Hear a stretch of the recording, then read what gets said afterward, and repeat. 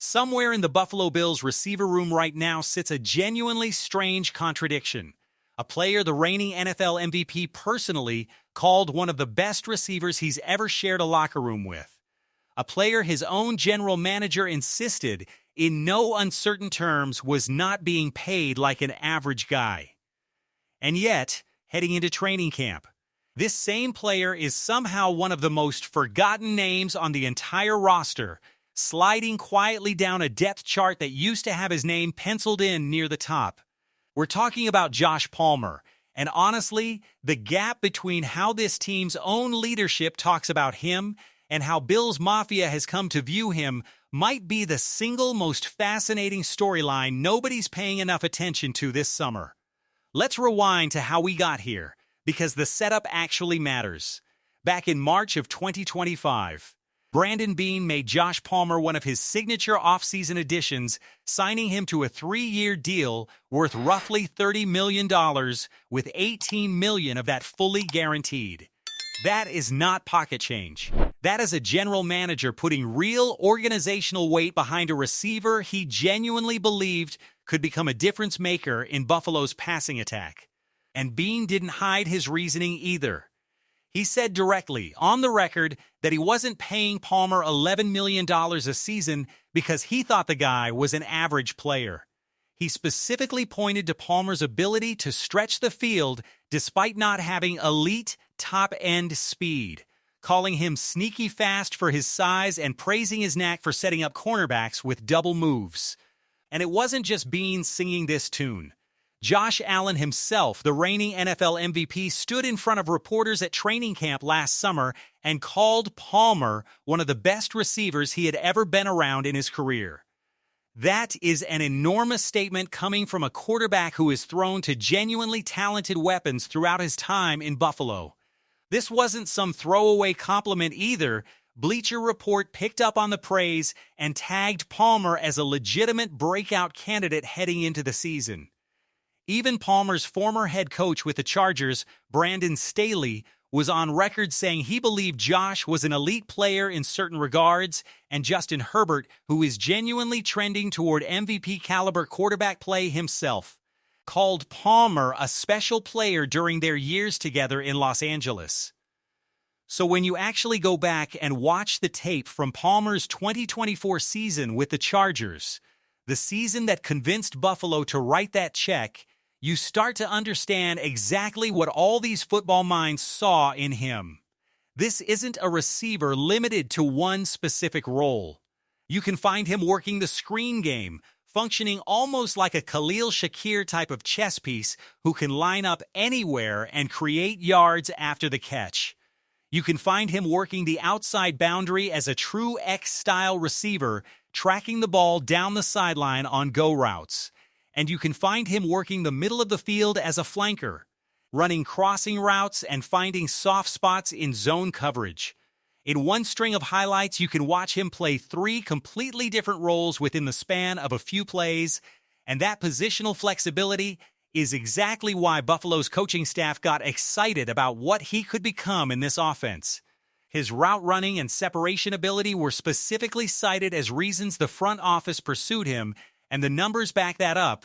In 2024, Palmer ranked 10th in the entire NFL in route win rate, according to analyst Scott Barrett. That's not a marginal replacement-level statistic. That's a real, legitimate technical skill that shows up on film play after play. Whether it's a contested catch down the middle between 3 defenders or a double move that leaves a cornerback grasping at air on a deep touchdown. So here's the obvious question. If the tape says he's good, if the GM says he's good, if the MVP quarterback says he's good, why does it feel like half of Bills Mafia has already written Josh Palmer off? The answer comes down to one single, brutal, unlucky play. Week 6 of last season, Monday Night Football against the Atlanta Falcons. Palmer was actually off to a strong start in that specific game, leading the Bills with 2 catches for 60 yards, including a 45-yard grab on the very first play from scrimmage. Then, on a routine 15-yard reception, Atlanta cornerback Dee Alford brought him down with what's now become one of the most notorious plays of his career. A hip drop tackle that mangled his ankle, his knee, and his hip, all in the same violent motion. Palmer was ruled questionable to return, then downgraded to out by halftime. And that single play essentially unraveled his entire first season in Buffalo. He finished 2025 having played in just 12 games, hauling in only 22 catches for 303 yards before eventually landing on injured reserve ahead of the postseason. His receiving efficiency numbers, specifically his EPA per target according to Next Gen Stats, dropped to the lowest mark of his entire career. For a player Buffalo paid to be a legitimate difference maker in the passing game, that kind of season is understandably going to generate frustration from a fan base that watched the check get written and then watched almost nothing come from it. And here's where the contract conversation gets genuinely uncomfortable. Because this isn't a situation Buffalo can just quietly walk away from. Palmer's cap hit for the 2026 season sits at $11.75 million, which currently ranks as the fifth highest cap number on the entire Bills roster. If Buffalo wanted to simply cut him and move on, they'd actually be taking on a bigger hit rather than a smaller one. A dead cap charge of $14.2 million, which is significantly worse than just keeping him on the books. Outside of some kind of miracle trade that nobody around the league seems remotely interested in pursuing, Buffalo is functionally locked into this contract for at least one more season whether Palmer earns significant playing time or not. That's the harsh financial reality sitting underneath all of this frustration. The Bills aren't just disappointed in a slow start. They're carrying real, meaningful cap consequences either way. Now let's talk about where Palmer actually stands on the depth chart heading into camp, because this is where things get genuinely crowded and genuinely uncertain. This offseason, Buffalo made two significant additions at receiver that directly complicate Palmer's path back to relevance. First, they traded for DJ Moore, acquired from the Chicago Bears in March, immediately installing him as the unquestioned top receiver in this offense. Second, they used a fourth-round pick on UConn's Skylar Bell, a rookie who has already generated real buzz this offseason for his explosive movement skills and complete route tree, and who many analysts believe is walking into an ideal opportunity given Buffalo's lack of proven depth behind Moore and Khalil Shakir. Add in Keon Coleman, who's entering a contract year of his own with plenty to prove, and suddenly Palmer isn't competing for a clear number 2 or 3 role anymore. He's fighting just to stay relevant in a receiver room that's gotten considerably more crowded and more talented since he last stepped onto an NFL field in a meaningful capacity. Some analysts have gone as far as suggesting Palmer could realistically fall to 5th or 6th on the depth chart before Buffalo even breaks training camp this summer. And if it weren't for that difficult contract situation combined with Tyrell Shavers currently working back from his own ankle injury, there's a real argument that Palmer could be facing an outright roster cut rather than simply a diminished role. But here's the more optimistic side of this story, and it's worth genuinely sitting with because Palmer himself sounds like a man who knows exactly what's on the line. His return to full health has been a genuinely long road. He was still working with athletic trainers on the sideline during the early portion of OTAs this spring, showing visible signs of stagnation in his recovery timeline while other injured teammates were trending in a much more positive direction. But more recently, at mandatory minicamp in June, Palmer returned to actual practice reps and spoke to reporters with a noticeably different tone. He said directly that he's feeling a lot better, that he's starting to feel more like himself compared to before the injury. That's not just coach speak. That's a player who spent nearly 8 months rehabbing from an injury that derailed his entire first season in Buffalo, now showing real tangible signs that the version of Josh Palmer, who ranked top 10 in route win rate, might actually be walking back through the doors at St. John Fisher this summer. So what does Palmer actually need to show at training camp to justify all of this? The money, the praise from Josh Allen, the belief from his own general manager. Realistically, the bar isn't outrageous. If Palmer can get back to full health, carve out consistent snaps in Buffalo's 11 and 12 personnel packages, and produce somewhere in the range of 750 receiving yards with around 6 touchdowns and 75 or more catches, that's a season that validates the contract and validates every ounce of praise this coaching staff has heaped onto him since he first arrived.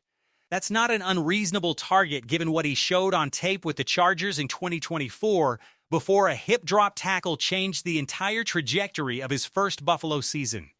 And realistically, with DJ Moore and Khalil Shakir almost certainly locking down the top 2 receiver spots in most formations, Palmer's clearest path to relevance runs specifically through those 11 personnel sets.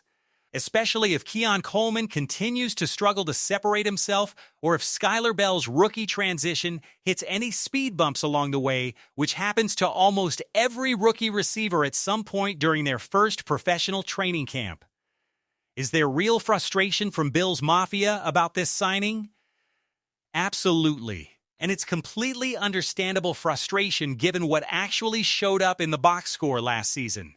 22 catches and 303 yards isn't remotely close to what a $30 million receiver is supposed to produce, regardless of the circumstances surrounding the injury.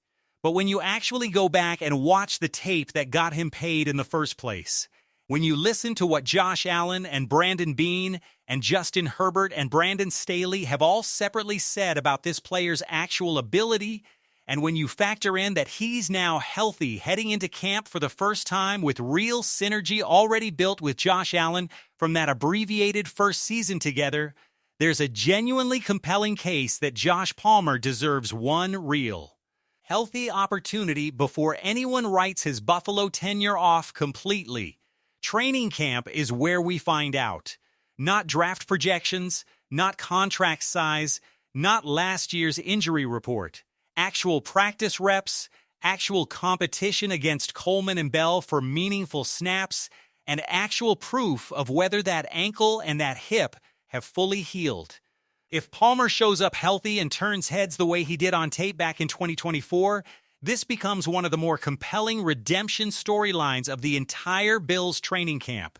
If he doesn't, Buffalo is staring down a genuinely painful lesson about the risk of paying receivers based on situational tape rather than proven consistent production.